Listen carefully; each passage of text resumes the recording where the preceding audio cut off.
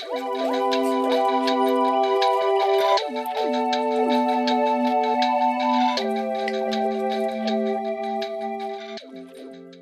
right, so welcome happy mamas and happy minis and the supporting village. And I see you guys are definitely out tonight supporting our beautiful mother-to-be as she continues this journey along becoming a happy mama.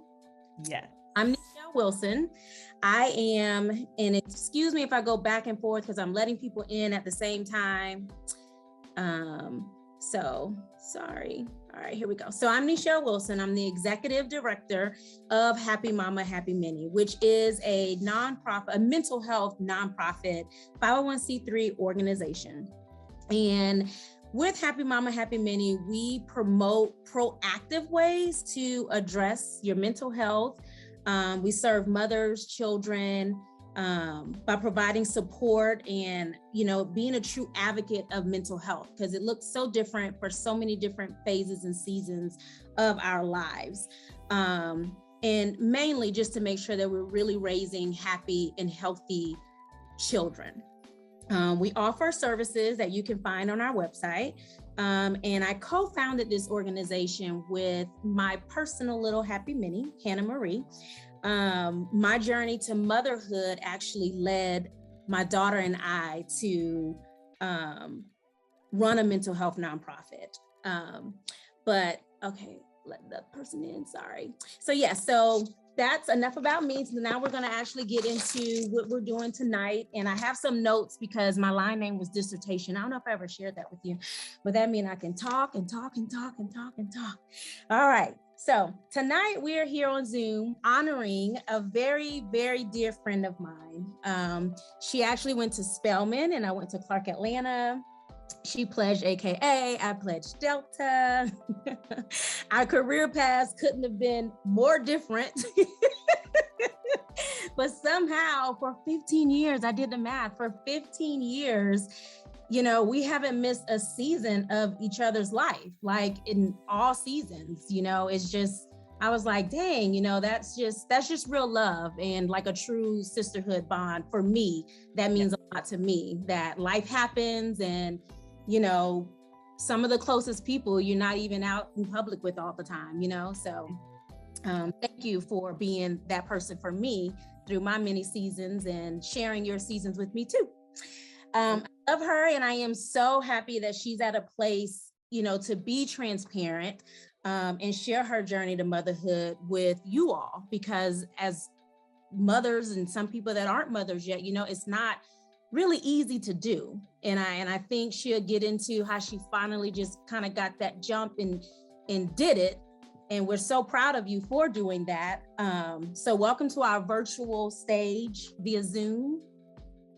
I'm going to ask you a couple of questions, probably a lot of questions about your IVF process, because together, as we talked about this yesterday, we will break the silence of those, infertility conversations and things of that nature and support one another, because that's what we're supposed to do. Yes. Let in.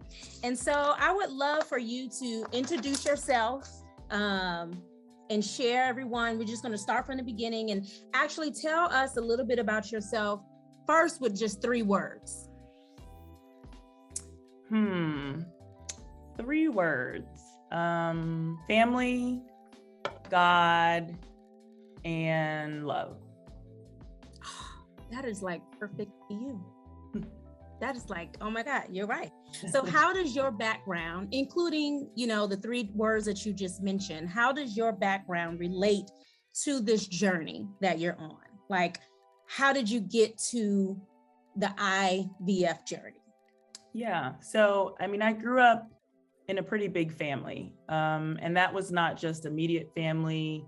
It was, extended friends, family. My parents moved from Alabama to Maryland. And at the time, there were not a lot of Black families there. So when they would meet Black families, they became our families. So that's the family. It's, not just blood relatives, but it's extended family. And that's how I've always been raised. I've had aunts, that are like my mom's best friends. I've had family members, who are my family members. And we were raised to see each other all of the time. My cousins and I, we saw each other every summer. So I've always wanted a family of my own. And so, like you grow up, your parents are advising you to, focus on career, school, get married. And, our generation is getting married a lot later now in life. And so the conversations that need to be had before you even get to that point, they get missed. And that's between the age of like 21, I would say, and 30. That's a crucial time to think about your fertility, even if you're not married, even if you're not in a relationship. If you know deep in your soul that you want to be a parent one day, that's the time to have that conversation. And it's no one's fault. It's just that there's not enough awareness around it. Preserving your fertility when you're younger can help you to focus on, your career, if you want to be married, or if you want to, whatever you want to achieve, if you want to travel. Some people don't want to be parents, but sometimes we wait until it's almost too late to think about it, thinking that it's going to be easy. And it's just not, it's not easy for everyone. So that's kind of how I got here. And at what point did you realize it did not become easy for you? Well, my OBGYN, I had a really good OBGYN. Everybody doesn't have this experience. He was always very good about asking me, like, what are your plans for motherhood? Because I'm either going to advise you to get on birth control, or I'm going to advise you to try. And, I would always kind of like push him off, like, I'm not ready. I'm not there. I don't have anyone in my life that I'd want to have a child with right now, or whatever. And so we didn't have a conversation about egg freezing until I was probably like 36, at which he told me that I was like probably too old, which is not true. For egg freezing. Okay. You might not get as many eggs, but just think about it. I'm 42 now. My 36-year-old eggs would be a much better, would be great to have those right now than my 42-year-old eggs. And one thing I would like to note is that your fertility drastically changes once you hit like 35. There are people who are a lot younger than that who have a lot of fertility challenges. Some of the people I've met are in their 20s and have been diagnosed with diminished ovarian reserve at like 25. So they knew from that age that they would probably have to pursue in vitro fertilization or donor eggs, which is mind-blowing to me, because that's nothing that we're thinking about at 25 at homecoming. Right, especially in the AUC. Yes, nobody's thinking about that. We're thinking opposite. The opposite, like you're trying to prevent it, Right. But there's so many more steps in between that you should consider. And the only way that we're going to be able to help with that is by talking about it. It's awareness. I went to a reunion with my line sisters over maybe like a year and a half ago, and probably five of them at the table had said that they froze their eggs. Nobody ever talks about that when it's happening, Wow. Whereas if those conversations were being had, it's something like, hey girl, have you thought about this? That is an important question to have, but if you don't have the knowledge, or if you don't know about it, because I didn't know about it, and it is very expensive, nobody's talking about it. But, what I found is if you want something, you can find a way. There are resources, there are other places that offer things for like, a lower cost, but yeah. So 35. Okay. No, go ahead. Well, I was going to say, to your point of you guys did not realize that you all are line sisters. Essentially, line sisters are somewhat, close. Right. You guys went to this retreat, and it's like, oh my God, it's 5 of us. Like, how did that conversation, like, how did it open so that one person was like, yes, me too, like, Yeah. So it always starts with men. Are you guys dating? Are you in a relationship? Are you like, what's going on? It always starts around, everyone taking inventory of, where you're at in your relationship journey, because we were probably 40, like about everyone was turning probably 41 at the time when we had that. So, still a good amount of us were unmarried, were not married at the time. And people just kind of like, we always kind of check in with each other, like, what's going on with that? And so that led to the conversation of, well, I'm not married, but I want to have kids, but I don't want to settle. So that's kind of how that came up. Good. Okay.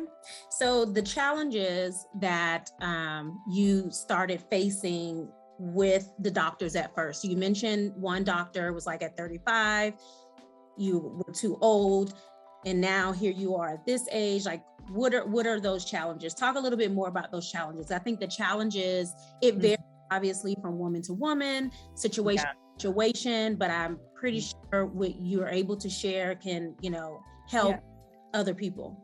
Yeah. So at 36, my doctor told me that I was, probably too old to consider freezing my eggs. And he's like, you just need to try. And I'm like, with who? Can you write a prescription for that part too? Because that's the part that I don't have. So fast forward a couple years later, that was kind of the end of that conversation. I didn't look into it any further.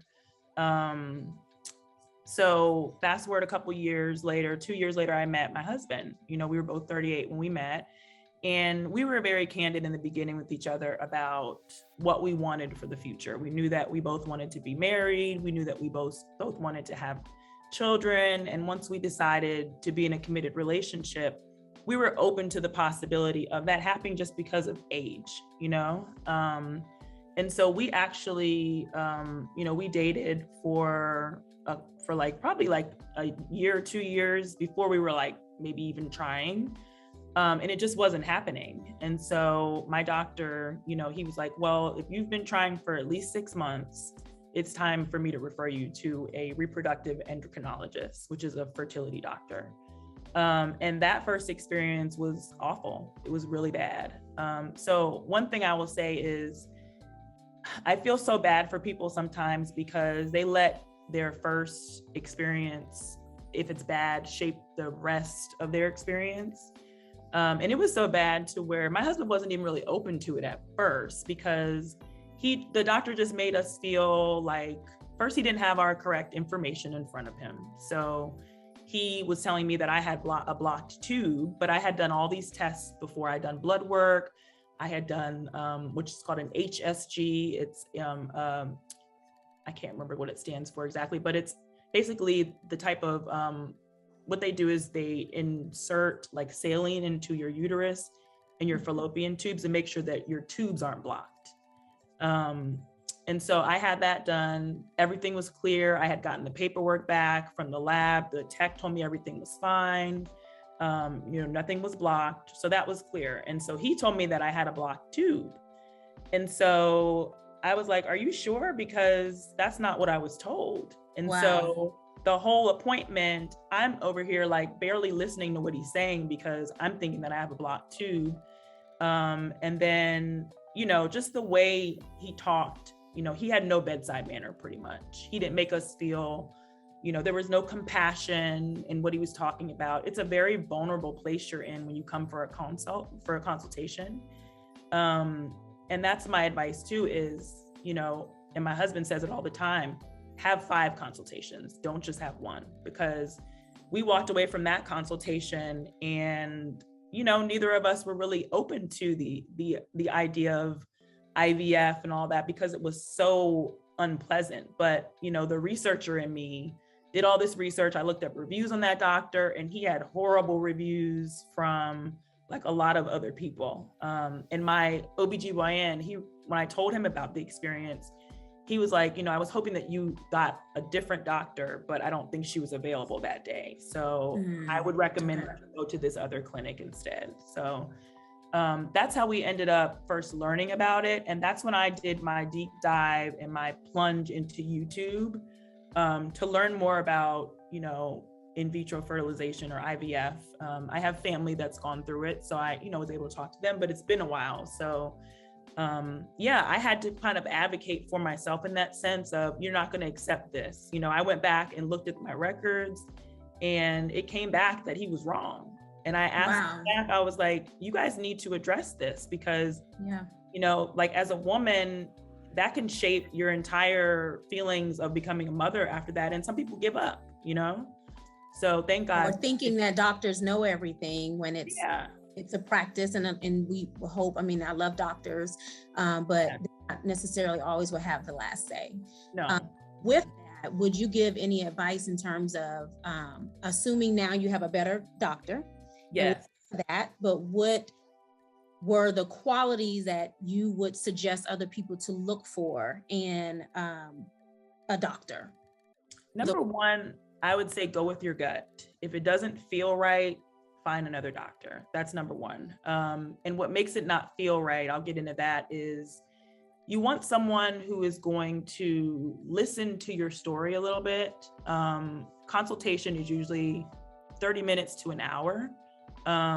So the doctors that I had good experiences with were very compassionate with us as a couple, very calming to talk to, very, understanding that, hey, I know that this is a little bit different of a route that you expected, but we're going to get you to point B one way or another. I would say, a lot of people going into it don't have any experience with it, so it's hard to know what to ask at first.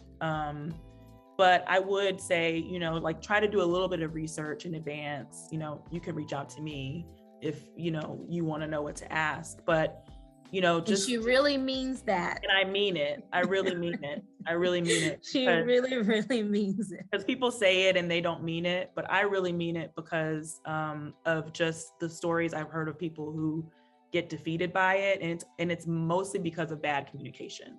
But it has to feel right for you. So if they're saying things that you don't agree with or you don't feel strongly about, and they make you feel, they don't validate your feelings about that, I would say number one, that's a sign, walk away. Like, you want someone who is going to be the authority when it comes to the science, but also treat you like a partner. Well, here are some other options that we could consider as well. What do you think about this? That to me is very important. It should be a back and forth dialogue. Maybe the first 5-10 minutes when they're explaining what IVF or, there's all other treatments, what that is, that should be like you listening, but there should be some back and forth conversation as well. If you're not having that, then find another doctor, I would say. Absolutely. So it seems like you mentioned in answering this question a lot about feelings. So I want to bring up the mental health piece of it. Mentally, what type of support have you found?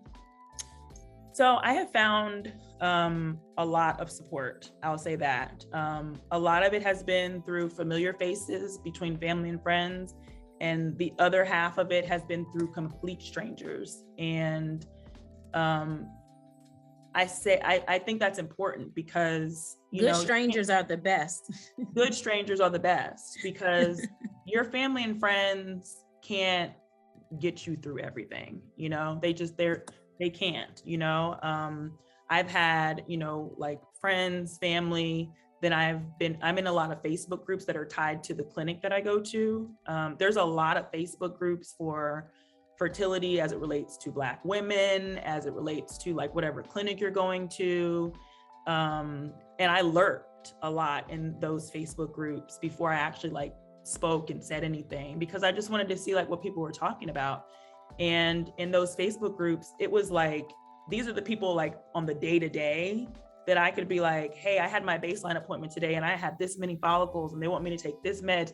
What does that mean? That's not something that I can ask, my mom per se, or a family member, someone who's not gone through that, so you kind of need to find at least like one or two people you can relate to. And if you don't have that, because I did have some friends that had gone through IVF as well. So that was the first place that I went. But if you don't have that, there are Facebook groups that are more of like a safe space where you can share that. I had that. My faith was number one. That was, very helpful for me. I had a therapist. I got a therapist that specialized in maternal health, postpartum, fertility. And she was amazing. I mean, she gave me homework on, how are you going to deal with the feelings of this? Because one thing about infertility that I tell everybody, it's a test you cannot study for. So if you're used to achieving in life, and I'm used to achieving the goals that I set out for myself, I don't care how hard I studied for this test, it doesn't matter, because it's not about how much you prepare. And it is, but it's not. It's really up to science and God. That's what I'll say. You have to have some support.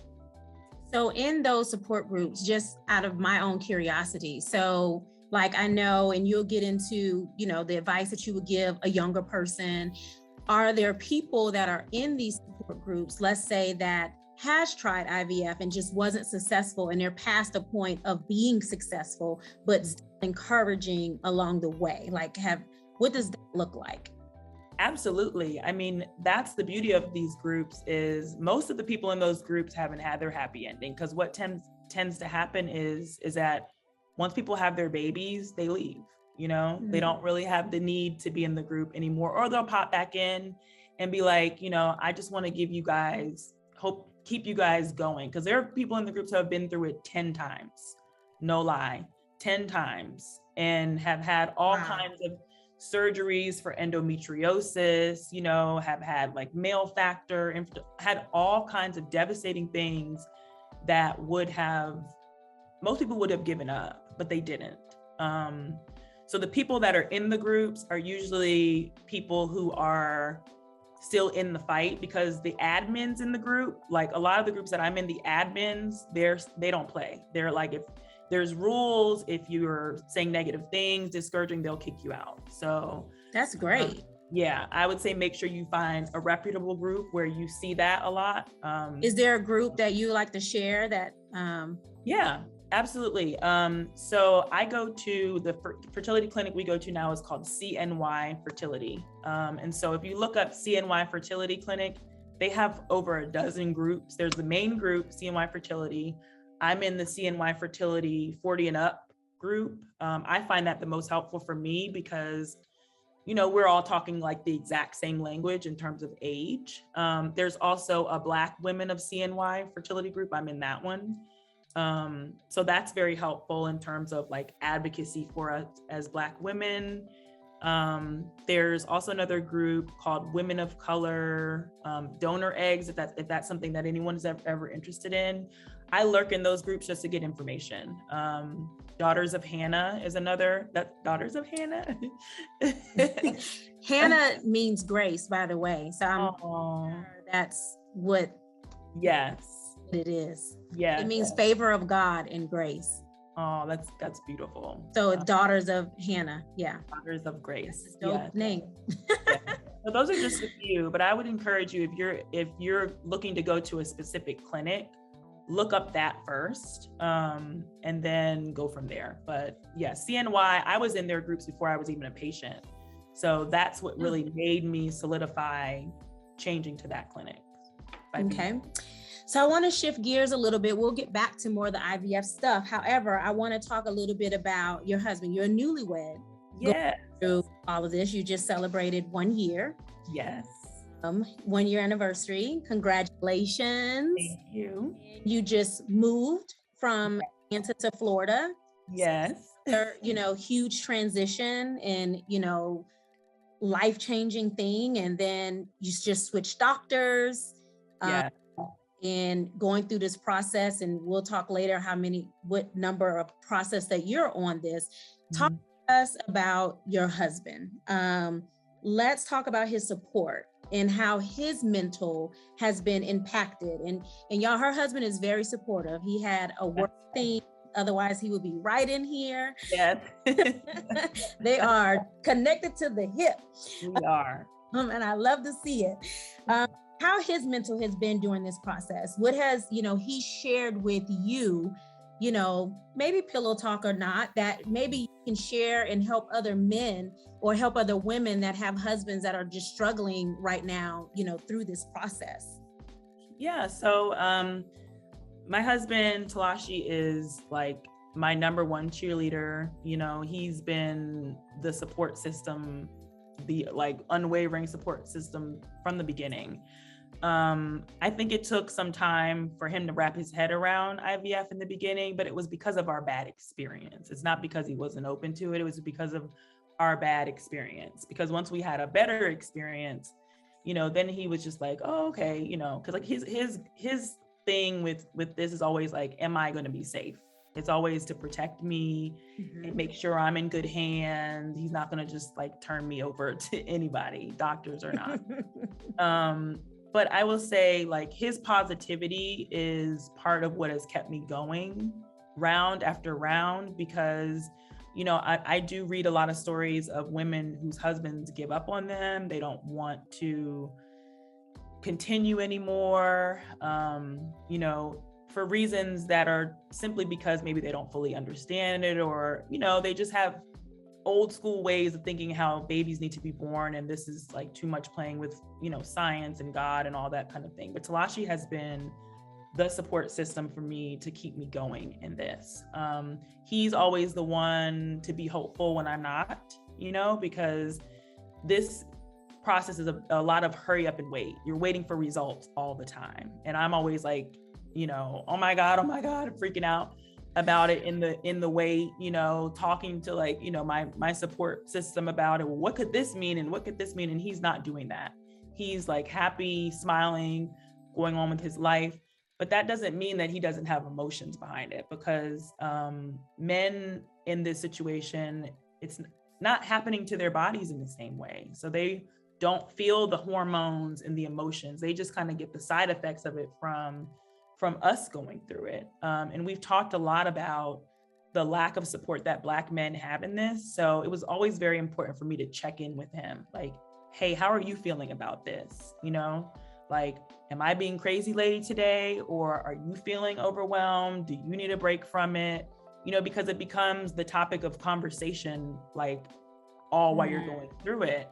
And other life is happening. You know, I'm working during the time he's working.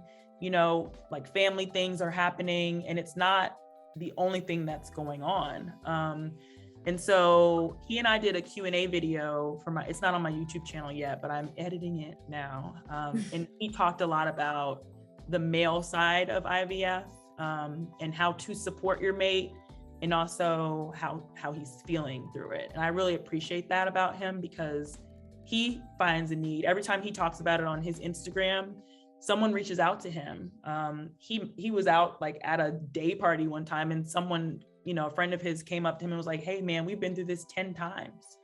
10 times, nobody's talking about that, you know? And imagine how much better it would be if men had the support amongst each other during that too, you know? Right. And especially the support of someone like your husband that has been very supportive to you. So other men may not have that in their circle.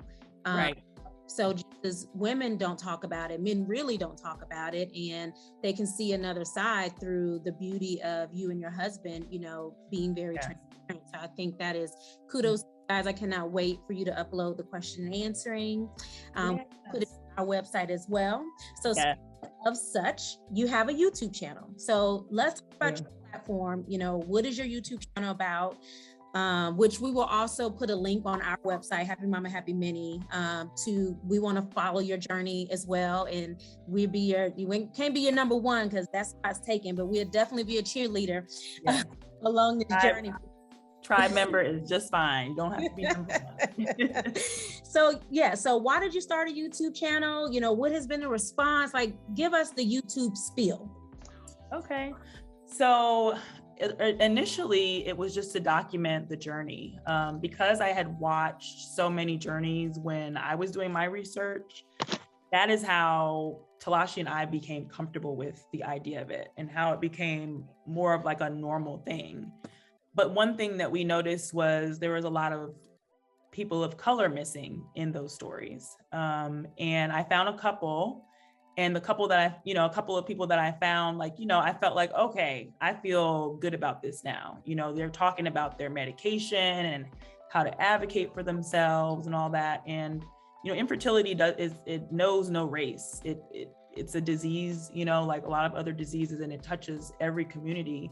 But I felt like there was a need for the conversation to not be so silent in our community, because as many people as I know that have gone through IVF, you know, a lot of people, like 90% of those people don't want to share it or talk about it. And how helpful would it be if, you know, like I was sitting at that table with my line sisters, and 4 of us could have been going through it at that one time, but nobody would have known it if we didn't talk about it. So that's why I started the channel, was to document our process, because I know that we'll have our baby one day. And I thought it would be, I'm a very sentimental person, so I like videos and pictures. People are always like, you don't have to hire a photographer for everything. And I'm like, yes, I do. Yes, you do. I want to see it. I want to remember. Yes, you do. And it helps our memory. It helps our memory. It is. And then it becomes a living journal of you when you do have kids, because I would like for my channel to evolve to not just be about infertility, but when I am pregnant, it's going to be about pregnancy. It's going to be about, early stages of having a newborn. It's going to grow with our family. And because, a lot of our family is kind of like remote from where we live, it's a nice way for them to be able to kind of like pop in and see what's going on. But yeah, I started it just to document, and the people that I connected with there that just commented on my videos, it was people going through the exact same thing, and it was mostly Black women. The majority of people that comment are in my age group, Black women, and they're like, I'm so glad that you are talking about this, because I'm going through the same thing, and you've given me so much comfort, and that makes me feel good. And so from that point, I was like, okay, I have a mission now of spreading the word and trying to break the silence around infertility, because it doesn't have to be silence, because so many people have to go through it. So that's how I started the channel. That's why I started the channel. And yeah, I'm looking forward to it continuing to grow. We've documented our first 2 rounds of IVF on there, and I filmed all of like the first half of this last round. And so that's what I'm working on now, is like editing all that footage to upload. Awesome. Thank you so much for that. So I know you said that you're doing this whole process. I guess my question is, you have a platform. You said now you are passionate about helping people and all that. What is next for that? Because I think you are extremely beautiful inside and out, and you have a very calming voice to help women through this. Even husbands or boyfriends or whomever that may be experiencing this as well, because sometimes the opposite sex, they may need to kind of hear it from someone else. Like, right. What does the future of your platform look for you with your YouTube channel and just your brand about all of this? Yeah, ultimately, I would like to get more into advocacy professionally. And that could be anything from, speaking engagements, or just being the person that people know, I can reach out to her and ask her a couple of questions. That alone would make me happy. That would be fulfilling for me. I've always been like the resource in my friend group, where if like, people want to know how to do something, how do I change this on my phone, or how do I work this on my camera? Like, I would like to be the resource for Black women to be able to feel like they have someone to talk to about, like, how do I approach this journey, and I'm just getting started. I don't even know where to start. So yeah, I would like to get more into advocacy professionally. And then go from there. I just made that post on Instagram I was telling you about this, because I had not shared it on Instagram at all. I was kind of like hinting around and, throwing things up there here and there, but I had not come out and said, that we have been having challenges on our own. And that was a goal of mine for the first quarter of the year, was to put that out there, because Instagram it's kind of where like our age group lives, right? And I felt like that was probably like the closest place to be able to reach people who probably needed it the most. Even just starting with my circle that I know, not strangers. And so that was the first step from that, from that goal. And so, from there, like, I've gotten so much support, and I've gotten so many people that have reached out to me that, are going through it, have gone through it. And that makes me feel good. So if I can continue doing that, whether it's like tips on how to organize your medication or something, like, my content will probably change a little bit on Instagram. It's not going to be like all the fun and, razzle dazzle as much anymore. I feel like I have a mission, that God has put in my heart to help women to understand that they're not alone in this. I love that. I really, really love that. So now get back to sharing with us where you are in your IVF process. Is this 1, 2, 3, 4, 5, 10? Tell us what that looks like and the time frame of it as well. Yeah. So I'm going to start with the beginning, and I'll get through that quickly because I think you'll better understand where we're at now. So we've been through, this is our third attempt at IVF. We're going to a clinic in Atlanta. We did our first 2 rounds there.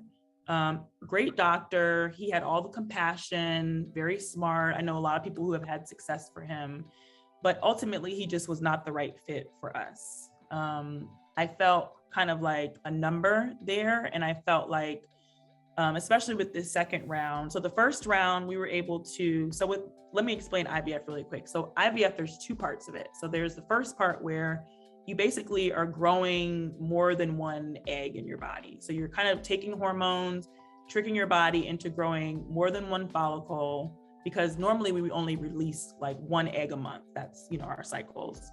With IVF, you're taking medications to stimulate your body to produce more than 1 egg in a month.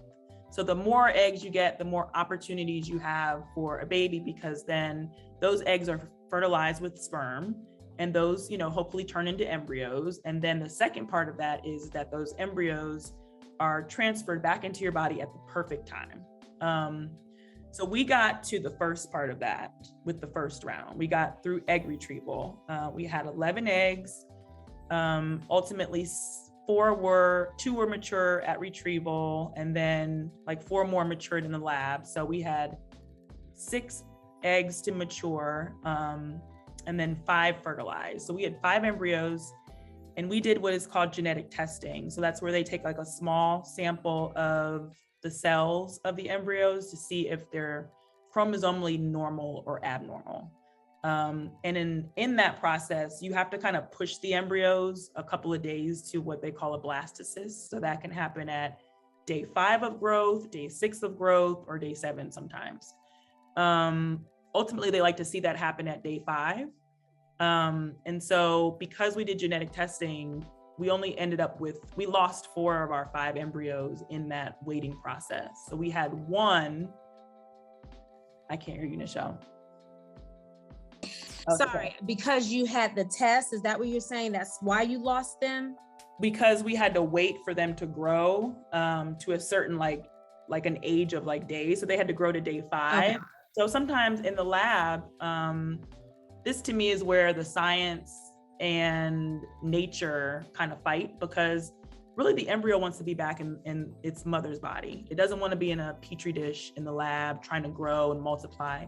It wants to be in its mom's body. So sometimes, you lose along the way. You will, like, some of them will die along the way. And so we lost 4 of our 5 in waiting for them to get to that day 5 that they would be able to get tested. So we had 1. And that 1, we sent off those cells for testing, and it came back abnormal. So we had nothing. We walked away from that cycle with nothing. And that cost, correct? That cost, you still have to pay. For 1 set, for the first round, that's 1 thing. That's 1 thing. That's 1 price. And regardless if it works or not, you still have to pay for that. With genetic testing, like it's good and it's bad, because there's a lot of controversy around it, because some people feel like embryos can self-correct in the uterus. And some people are very adamant about, well, if it's not a normal embryo, I'm not going to transplant it because it won't stick. It won't turn into a pregnancy. And I know people who have had normal embryos that are their babies now. And I know people who did not test and have healthy kids now. And I know people that have transferred a normal embryo and it still did not result in a pregnancy.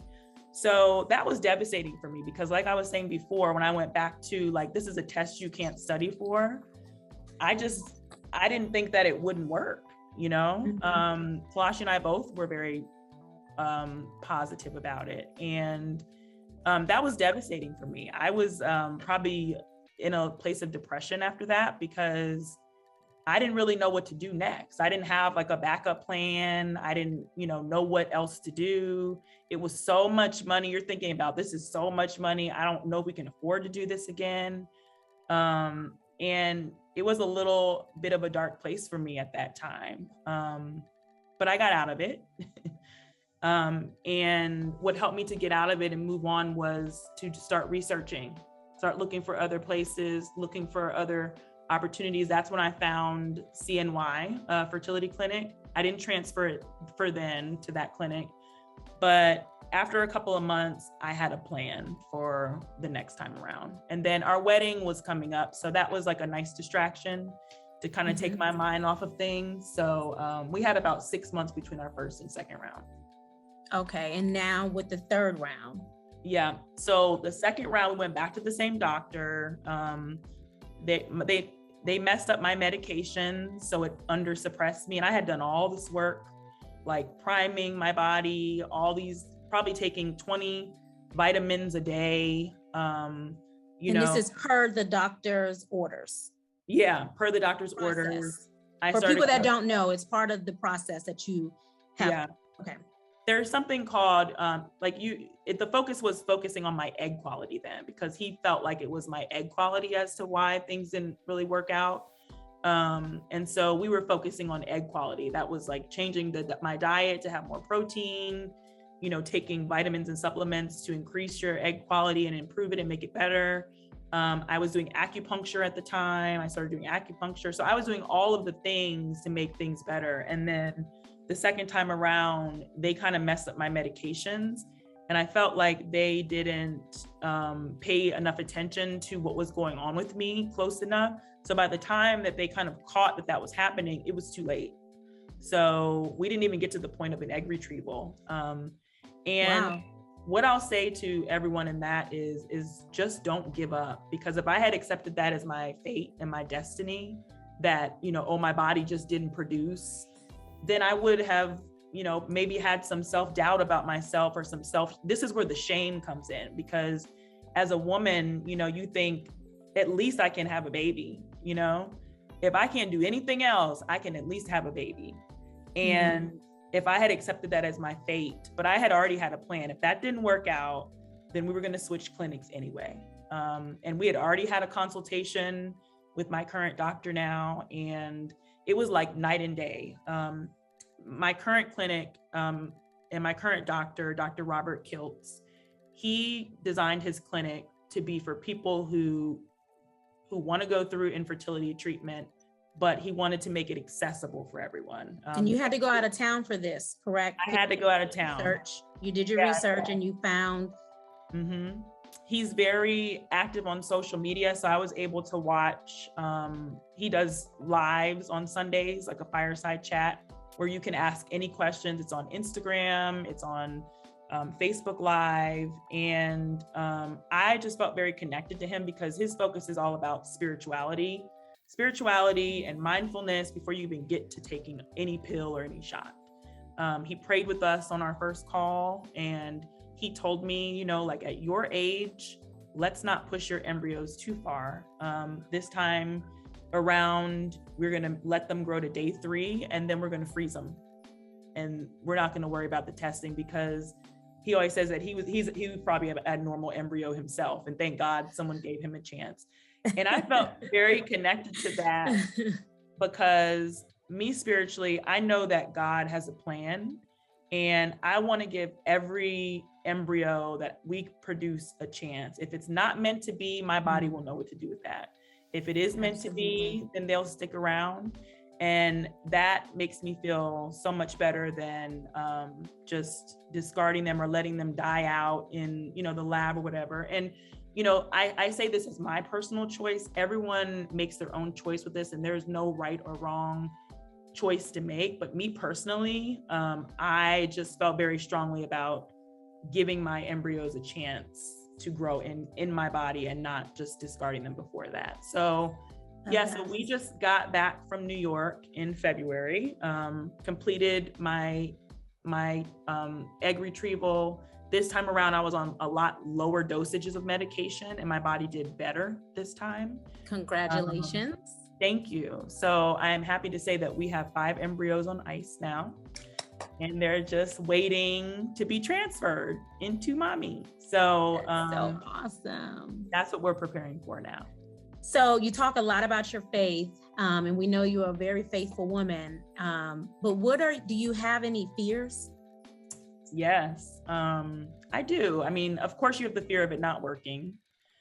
But also feeling like I've never gotten this far in the process. So being one step closer to motherhood, there's a whole set of other worries that that I'm thinking about now is, am I going to be a good mom? Like, is it going to hurt when I deliver a baby? Like, of course, all those things. But I think that this process has really prepared me well for this because, like I said, like the therapist that I had, I mean, she gave me a set of tools to be able to, like, when you get in a corner, here's what you do and here's how you do it. So I feel a lot better about it now. But yeah, of course I have. I want to back up a little bit. I just want you to repeat where you are again with you're proud to share with everyone where you are. There you have not been yet, and this is your 3rd round. Yes. Just got the news that. Yeah. This is our 3rd round. 3rd round. And, one of the questions. And it worked this time. And it worked this time so far. We still have to make sure that, so the next step is the embryo transfer. The embryo doesn't always stick, like your body has to be at the perfect place at the perfect time. Everything has to align to, get your body ready to receive that embryo and for that embryo to stick. And they transfer the embryo and then you wait 2 weeks and you take a pregnancy test. And that will confirm if you're pregnant. And then you don't graduate from your fertility clinic until you're about 8 weeks pregnant. So there's a whole other round of shots that I'll have to take to prepare my body for that embryo transfer. And then I'll have to continue some of those medications until I'm about 10 weeks pregnant. And then I'll graduate to my regular OBGYN. So women that are going through IVF, a lot of them don't share their pregnancy announcements till they're like 7 months pregnant, 8 months, 7 months, like and up, because there's so much fear about, like, you have to have this balance of being hopeful, but not too excited and attached at the same time. And that's really hard to do. It's really real. Yeah. That's really real. So getting into the last part of this, we know that there are no accidents, that God doesn't make mistakes, and you're faithful. So I can say that God doesn't make mistakes, and everything is truly, working together for a specific point in time. It may be in your journey of you and your husband's journey, and moving, and God knew that you were going to move to Florida. Yes. So it could be the timing of how he has things in our lives, and for it to arrive when it's supposed to arrive. And I just wanted to note that. And with that being said, what would you tell your 21-year-old self? That's a really good point you bring up, because that's something that I would tell my 21-year-old self. I would first say, just slow down and think about what you ultimately want in life. Maybe you don't have it right now, but if I had known about egg freezing or things like that back then, I would have frozen my eggs at 25 by 25, just to preserve it and be like, hey, you want to travel the world until you're 35. Let's freeze these eggs and give ourselves a little insurance policy and, live the rest of my life. I would say that. I would also encourage my 21-year-old self to never be afraid to stick up for yourself and advocate for yourself, no matter what anybody says. It can be the most smartest doctor in the world. If it does not sit well with you, then move on. Don't let anyone shut you up. If you feel strongly about something, then persevere and keep going forward with that. Timing as well. I'm a Virgo like you, Yes, we're Virgo sisters. You understand how much we like are planners and organizers. There are some things in life that you just cannot plan for. You cannot. And that was like a big thing in therapy that we worked on, was just letting go of the control, because this is, you know, when you are too tight about, you know, what the outcome should be and when it should be and blah, blah, blah, blah, blah, it will never happen that way. And you've made yourself so upset, you know, because of that, not because so much of the outcome, but just because of that. So I would just also say to my 20-year-old self to just let go a little bit, go with the flow, and have faith that things will work out. If you put it out there in the universe, because I've said it, you know, to myself, I've written it down, you know, I will be a mother one way or another. You know, I am open-minded. I am open to everything, all the way up to adoption. So I will be a mom one day. And if, you know, I've put that in the universe, and, you know, God has told me that it will be so. So just let go and trust. It will be so. Yeah. And even with that, you know, talking about how and when you will become a mom, and other people, you know, rethinking or reshaping the way that we talk about having babies, you know, what that conversation, you know, look like, because it's not always easy for everybody. It's, you know, really hard for more people than really probably could think. You know, how can people better support people that are in your shoes, but they don't know, you know, they just, you don't sometimes what you don't know. Do you have any advice, or, you know, having challenging concerns about people doing that, and any advice, you know, for them not to? Or I mean, I think now with, you know, everything that's going on, that, you know, now we are educating ourselves more about infertility. Don't ask people, when are you going to have a baby? Just, it's not a question to ask anymore, because, you know, like the person standing next to you smiling could have just gone through a miscarriage last night, and they are putting on face to not fall apart in this moment at this meeting or wherever it is. You know, just because someone has just gotten engaged or just gotten married, that does not mean you have the right to ask them when they're having a baby. Because for one, everybody doesn't want to have a baby, and that is okay. Everyone doesn't want to get married, and that is okay. You know, I just think that we need to normalize like minding our business when it comes to that, unless the information is volunteered, and trying to have like listen more to what people are saying. If they haven't shared with you that they, you know, are interested in having kids or being a mom one day, then you probably shouldn't ask that question. Or, you know, there's secondary infertility. There are people that have a baby and they have a hard time with the second baby. And that's just as devastating as not being able to have, you know, the first child. So I just think that is one thing. And then also, if you do meet someone that is going through infertility treatment or IVF, there is something called like extreme optimism that can be just as harmful as like negativity and pessimism, being pessimistic. And so, we want to hear like, you know, God has you, this is going to be good, but sometimes that can be too much, where people are like, well, if you just stop stressing, then you'll get pregnant. If you go on this trip, or if you, you know, have you tracked your ovulation? Just don't make any suggestions unless people are asking. And that's what I try to say, is just be more sensitive to listening to people, and just like learning where people are, you know, that I think that is just a general statement that goes with everything. Like, we got to meet people where they are, and understand that in different phases and seasons of our lives, we're in different places. Yeah, absolutely. We have to meet those people where they are. And I would like for you to look through the chat and see if there's anything that you want to address. And while you look through that, to round it out, I would like to add, you know, yes, I am a mom, and you know, we all have our stories, and I thank God that I didn't listen to the doctors either. With that, for people that are not mothers, I just think that you don't have to carry a child to be, you know, giving birth and, you know, being pregnant doesn't make you a mother. Yeah, that's true. And even the other half of that, it doesn't make a father being able to help a woman, you know, produce a child. Having that natural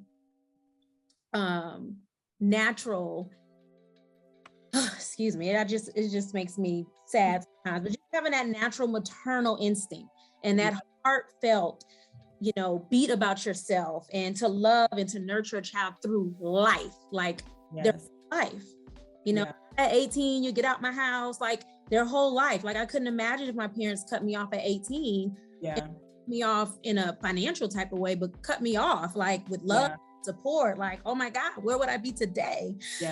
And what would I be teaching my children, and how could I be so supportive to other people? So I just think that makes you a mother. And I've known you for 15 years, and you are a mother.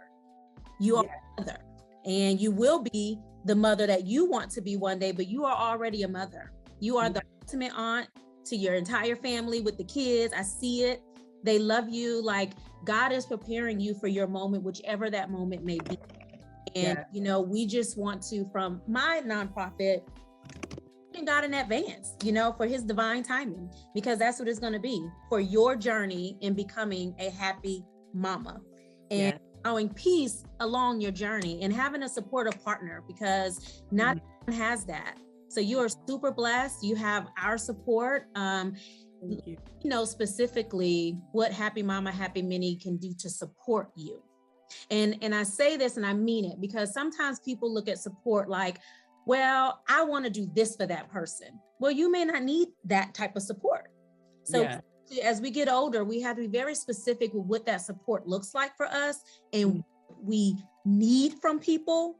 Yeah, that's true. And on the other end of that, receive it and help people how they need to be helped, not just how you feel like helping. That's not really helping people. Right. That's convenient for you. Right. So when you have people that say that they're in your corner and they want to support you, be very specific on how they can support you. Don't be afraid of that, because people that really wants to support you, they're going to. Yeah, that's true. That's absolutely true. That's a good point you make. And I'm really glad that you said that about so many different ways to become mothers, because there is a need for more women of color to become donors for donor eggs. There's a huge gap missing of women of color that will donate their eggs. And I have seen the most beautiful stories of women who have become mothers that way and would not have been mothers otherwise. There's embryo adoption for someone who can't use their eggs or their partner's sperm, and it's much cheaper than traditional adoption, and you still get the benefit of being able to be pregnant during that time.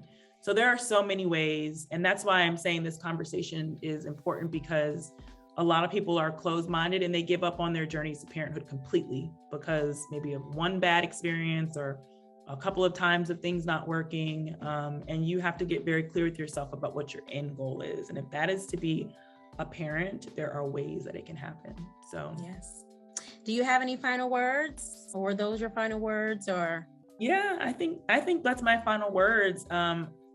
Thank you again to everyone watching. You guys have all been such a great support system to me and Talashi through this. And even just in me getting the confidence to talk about this and post about this, thank you for being my cheerleaders. I love all of you. Thank you so much. Yes. And we look forward to, of course, we look forward to continue to support you. And, real question, so you don't have to answer it today, but as you think through, please let me know how, you want to be supported and what that looks like. Okay. I promise you I will. Yes. And you have such a huge support system, and I'm very happy that you have that. And thank you again for giving me the opportunity to allow you to share your platform with happy mamas and happy minis, and happy minis on their journey to becoming a happy mama.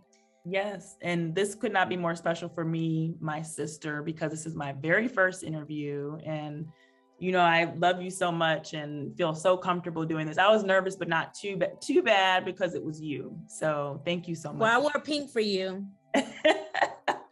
We have these jokes all the time. You're good in that pink, girl. Thank you, guys. We're going to make sure that this is uploaded, and she will have it on her YouTube, and I will have it on mine for those that, you know, found something and you wanted to share with a friend, a family member, or your husband, boyfriend, or whatever the case may be. Again, we appreciate you for being so transparent, and truly God has you, and we do as well. Thank you. Thank you. Thank you, everybody. Bye, everyone. Bye.